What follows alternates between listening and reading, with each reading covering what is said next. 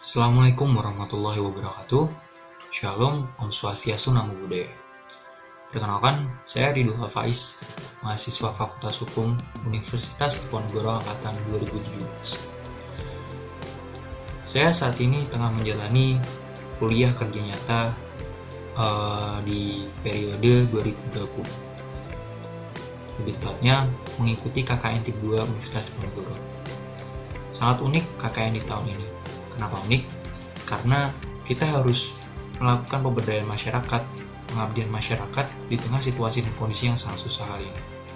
Untuk KKN kali ini sangat mengajarkan saya untuk bisa memaksimalkan apa yang bisa saya lakukan di tengah masa yang sangat tidak memungkinkan untuk kita melakukan suatu hal secara optimal. Tapi tidak pernah bisa menutup semangat saya untuk bisa berguna dan berfungsi untuk masyarakat dan bisa memberdayakan masyarakat supaya masyarakat tidak hanya berbudaya namun juga berdaya. Penasaran bagaimana kegiatan KKN saya? Mari kita simak bersama. Cek bisa.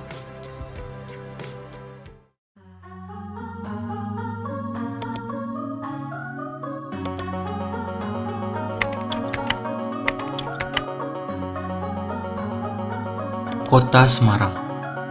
Kota ini secara geografis terletak antara 650 derajat sampai 710 derajat lintang selatan dan garis 109.35 derajat sampai 110.50 derajat bujur timur. Dengan batas-batas sebelah utara dengan Laut Jawa, sebelah timur dengan Kabupaten Demak, sebelah barat dengan Kabupaten Kendal, dan sebelah selatan dengan Kabupaten Semarang. Suhu udara di sini berkisar antara 20-30 derajat Celcius dan suhu rata-rata 27 derajat Celcius.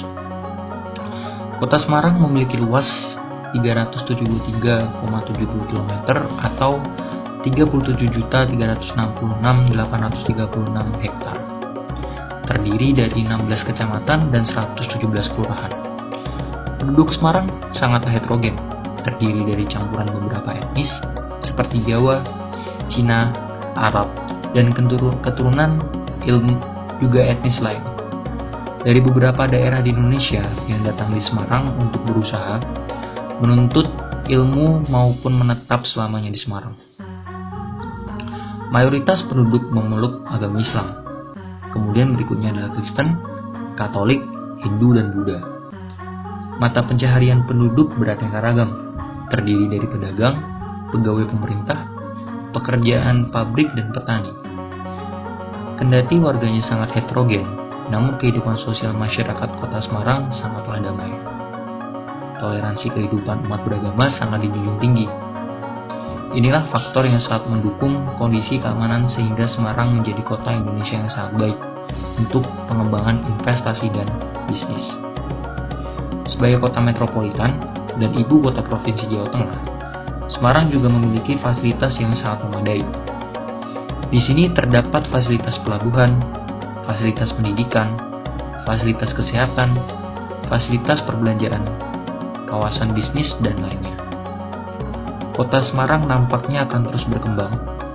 Selain sebagai kota perdagangan, juga menjadi kota jasa pariwisata. Oleh karena itu, di Semarang terus bertumbuh hotel-hotel dari kelas melati hingga bintang. Perkembangan menjadi kota jasa itu akan ditunjang sarana transportasi udara dengan Bandara Ahmad Yani yang ditingkatkan statusnya menjadi bandara internasional maupun transportasi darat berupa kereta api dan bus dengan berbagai jurusan.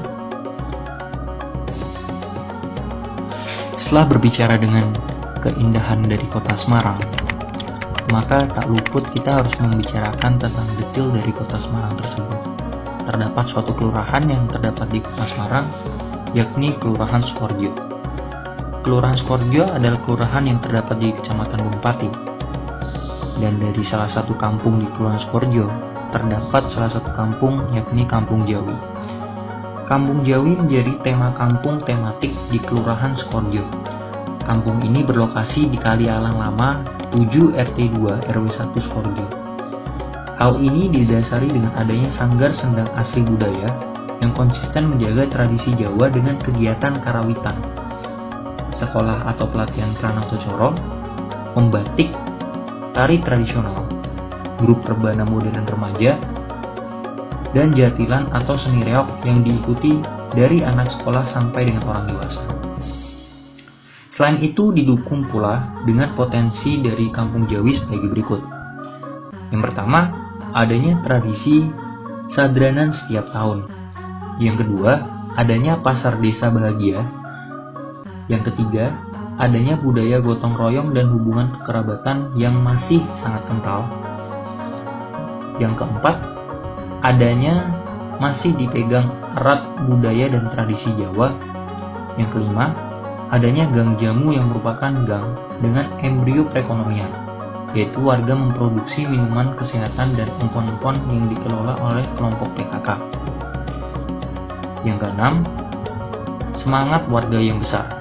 Dan yang terakhir, adanya suatu pasar rakyat dari Pasar Rakyat Kampung Jawi ini, yang tadinya bernama Pasar Jaten, namun sekarang berubah nama menjadi Angkringan Pinggir Kali Kampung Jawi, yang buka setiap hari di setiap malamnya, dari jam 6 sore sampai jam 10 malam. Kampung tematik Kampung Jawi merupakan salah satu pusat keramaian perdagangan para masyarakat RW 1 Kelurahan Sukorejo, yang berisi kumpulan pedagang makanan tradisional dan jajanan pasar tradisional yang memiliki 14 warung makan aktif dan berisikan 14 pula pedagang aktif. Kampung tematik Kampung Jawi telah berdiri mulai dari bulan Maret 2017 dengan mengusung konsep pasar tradisional kuno yang masih melekat kebudayaan tradisional Jawa, terkhususnya Jawa Tengah. Kampung Jawi menjadi salah satu pilihan tempat berkunjung yang pas dari para masyarakat yang menginginkan suasana klasik dari tradisional adat Jawa dan cukup digemari masyarakat Semarang dan sekitarnya. Sehingga dalam penyelenggaraan kampung tematik Kampung Jawi sering menjadi pusat keramaian dan berpotensi untuk menjadi klaster baru dari COVID-19 karena banyaknya kerumunan yang datang di Kampung Jawi dari berbagai penjuru kota Semarang. Di satu sisi pula, para pedagang UMKM di Kampung Jawi belum memiliki secara keseluruhan untuk legalitas dasar dari berusaha mereka berupa nomor induk berusaha serta izin usaha mikro kecil. Padahal legalitas dasar ini adalah modal yang sangat penting bagi para pedagang UMKM dikala mereka ingin mendapatkan suatu tambahan modal ataupun pengembangan dari usaha mereka. Maka dari beberapa permasalahan inilah yang coba saya angkat dalam program kerja dalam kuliah kerja nyata saya di Kampung Jawi, Kelurahan Sukorejo. Maka dari itu, saya mengusung dua program utama. Yang pertama adalah program sosialisasi dan realisasi protokol kesehatan new normal berdasarkan surat edaran Menteri Perdagangan nomor 12 tahun 2020 dalam klaster Pasar Rakyat Kampung Jawi. Dan yang program kedua adalah